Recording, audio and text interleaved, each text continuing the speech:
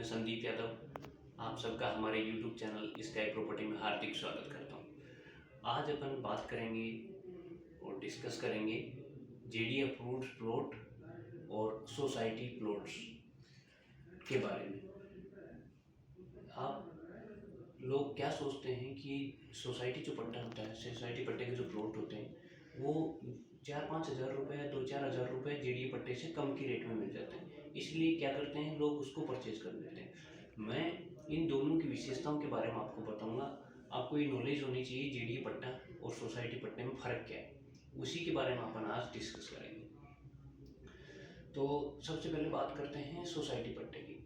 मैं करीबन 8 साल से मैं बैंक में रहा, एंड उसके बाद लास्ट 3 ईयर से मैं फुल टाइम इस रियल एस्टेट सेक्टर के अंदर काम कर रहा हूँ, फुल टाइम के अंदर। According to my observation, society पट्टे के अंदर प्लॉट लेना एक प्रकार से स्ट्रेस लेना होता है लाइफ के अंदर, नया स्ट्रेस जन्म हो जाता है इससे।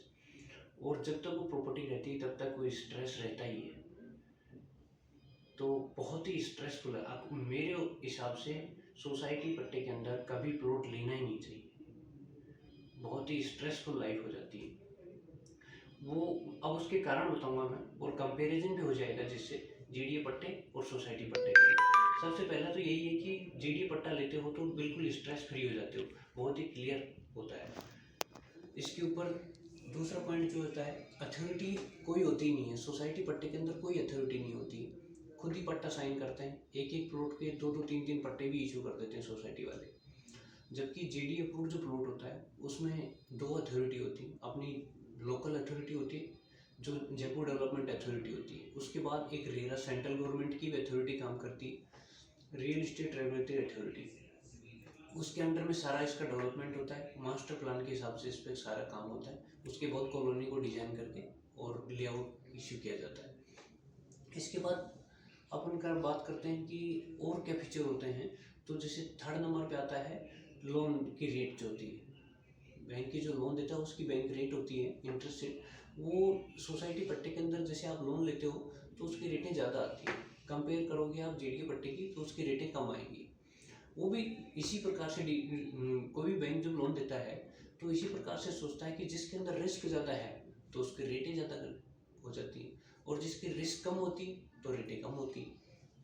3rd नंबर पे देखा जाता है तो डेवलपमेंट का जेडी पट्टे के अंदर बहुत ध्यान रखा जाता है और समय पे डेवलपमेंट पूरा किया जाता है। अब जैसे नई नई कॉलोनी जैसे कोई भी जेडी पट्टे की डेवलप करते हैं तो उसमें डेवलपमेंट का पूरा ध्यान रखा जाता है। अकॉर्डिंग टू डेवलपमेंट पॉलिसी 2010 के अकॉर्डिंग पूरा उसका डेवलपमेंट किया जाता है, जैसे कि सारी सुविधाओं से युक्त की जाती है, चारों तरफ से बाउंड्री वॉल, लाइट, पानी, सीवरेज का प्रॉपर ध्यान रखा जाता है। उसके बाद उसको डेवलप करते हैं।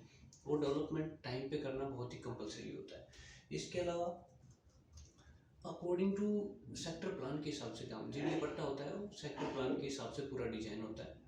और सोसाइटी पट्टे में सेक्टर रोड को या सेक्टर प्लान को बिल्कुल नज़रअंदाज कर दिए जाते हैं, इससे कि कहीं पे कोई लाइट आती है या कोई नया सेक्टर रोड आ जाता है तो अगर प्लॉट के ऊपर से आ जाता है तो प्लॉट बेकार हो जाता है और वो घर भी तोड़ना पड़ता है। जैसे अभी भी कई जैसे मानसरोवर के अंदर करीबन 400 घर टूट रहे हैं, वो इसी वजह से कि सोसाइटी पट्टे वाले ने सोसाइटी में काट के और सेक्टर रोड के ऊपर ही प्लॉट काट के चले गए वो, तो इससे बहुत भारी नुकसान होता है।